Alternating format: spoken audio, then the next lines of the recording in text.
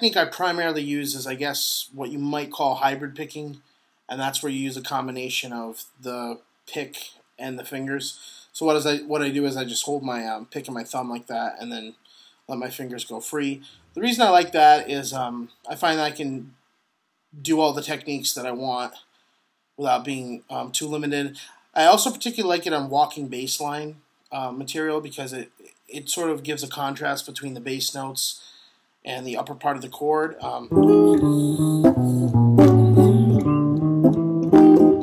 I just like that sound. And so I guess, it's up to you. It's just whoever you sort of want to emulate or sound like is going to really determine which technique that you use. Basically, all I'm going to do for this lesson is just comp over a simple F blues, the same progression you play over Straight No Chaser, Billy's Bounce, Now's the Time, tunes like that. And I'm going to just kind of improvise some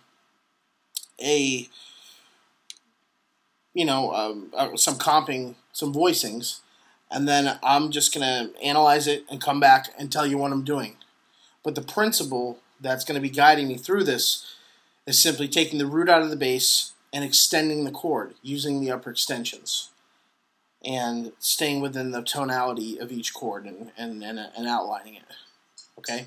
And I'm probably going to play much more than I actually would if there was a soloist present or even a piano player present comping along with me.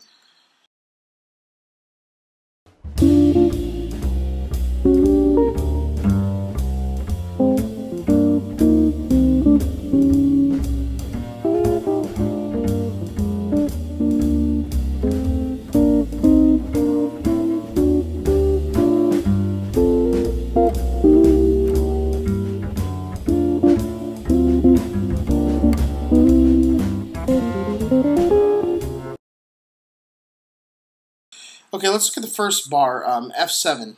So, an F7, you'd usually play something like this, maybe like that F9 chord, but in this case, what I do is I toss out the root, I give it to the bass player, and I play this voicing. So what I have here is E flat, A, D, and I put the root on top. So, if you look at that in relationship to the chord, I've got the flat 7, I've got the 3rd, I've got the 13, and I have the root.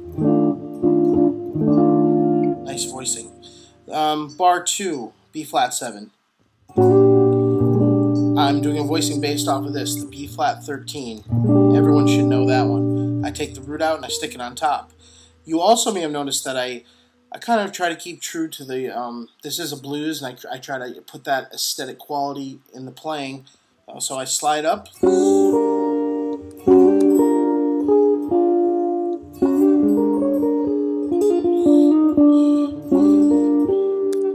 I try to keep that throughout the whole composition.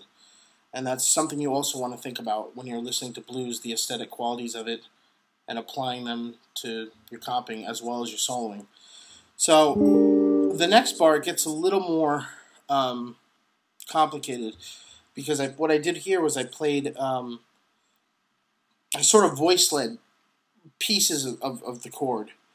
The symbol says F7, and that's all the information I really need. It's an F7, so from there I sort of improvised a line based on a few shapes, and I tried to just make something that sounded melodic. So what I ended up playing here was, the first thing I played was this. Let's take a look at that. Over the F7, you got the E flat, the A, and the C. So,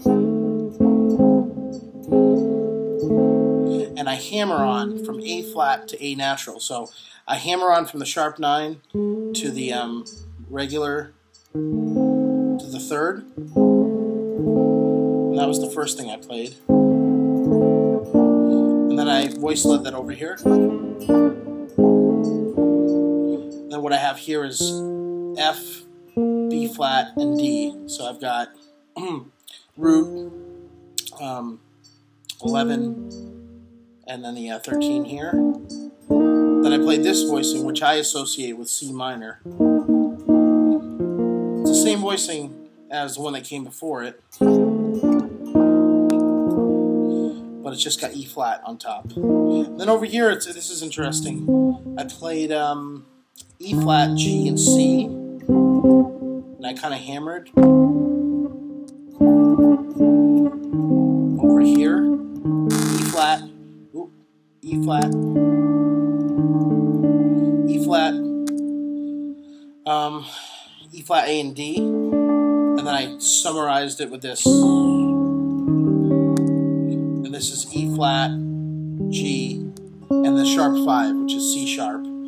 And what I'm doing there is I'm putting a tension kind of at the end of that F7 bar.